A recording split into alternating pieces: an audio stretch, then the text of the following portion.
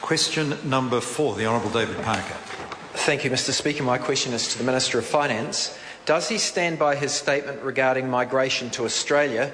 What's the point of standing in the airport crying about it? If so, are the numbers of people leaving New Zealand from the regions being replaced by people moving into the regions from elsewhere in New Zealand or overseas? The Honourable Bill English. Mr Speaker, yes, I do stand by my full statement, which went on to say we've just got to compete, because I believe that is the case. We need to compete for our young people by doing everything we can to provide more affordable housing and higher paying jobs. As to the second part of the question, as I understand it, there are no regional statistics that specifically isolate the number of people leaving any particular region to move overseas.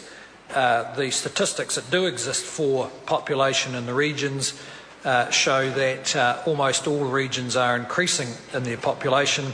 The one significant negative is in the Canterbury region, and that's for understandable reasons. The Honourable David Parker. Has he seen figures showing that while young New Zealanders are leaving for Australia from every part of the country, inward migration is mainly into Auckland? And what is the consequence for the regions of New Zealand systematically stripping out a generation? The Honourable Bill English. Well, Mr Speaker, I just don't agree with the exaggerated language the member is using about what's happening. The fact is there's been internal migration in New Zealand to Auckland for quite a long time, and it is attractive to migrants. I might point out to the member that in terms of total population change, the only region in New Zealand that has seen a reduction in population in the year to June 2011 is Canterbury, for understandable reasons, and some of that may have turned around now. Every other region actually increased its population. Supplementary. The Honourable David Parker. Well then, did Whangarei lose more than 1,200 people in the last year alone to Australia? And did Opotiki, Rotorua, Whangarei, Kawara, Waimakariri, Kaikoura, Bulla and the Queenstown Lakes also lose more than 1% of their population to Australia? The Honourable Bill English. Well, what we do know is that Waimakariri lost an ineffective MP and got an effective one in the last election. That's for sure. I can't verify those figures. What I do know is that the government is and will continue to do everything it can to support the businesses to make decisions that will encourage jobs. And I look forward to that member of the opposition supporting the measures the government takes to help businesses to encourage the creation of jobs and to make investment decisions much easier, not much harder, because that's how we get jobs. The Honourable David Parker. Did Nelson lose 460 people to Australia in the last year? And did South Waikato, the Far North, Gisborne, Marlborough, Central Otago, Taupo, Napier, Thames Coromandel, Horowhenua and Invercargill and Gore also lose more than 1% of their population to Australia? And how long can these communities go on losing population at that rate? The Honourable Bill English. Well, Mr Speaker, I can only point out to the member that every region of New Zealand except for Canterbury had a population increase in the year to 30th of June 2011.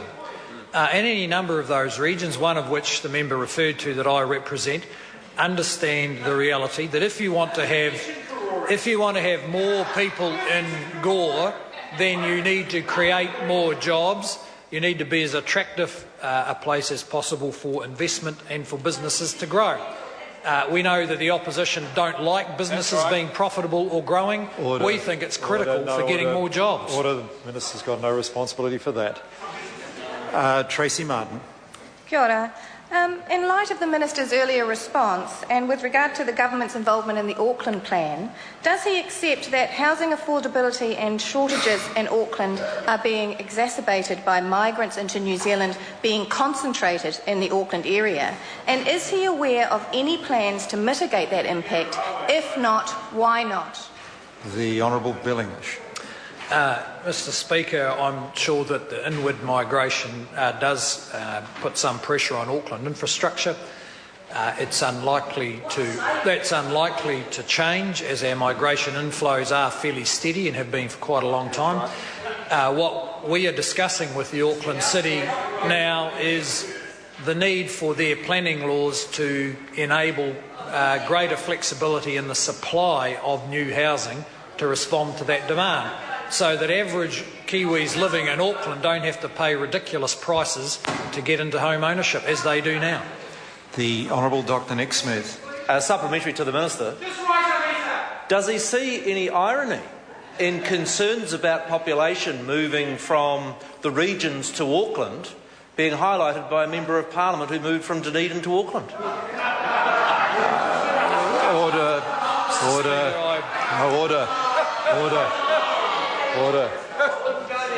Order. I'm not sure the Minister has any responsibility whatsoever for, and I don't think, normally I'm pretty liberal on allowing questions, but I don't think there's any need for that question.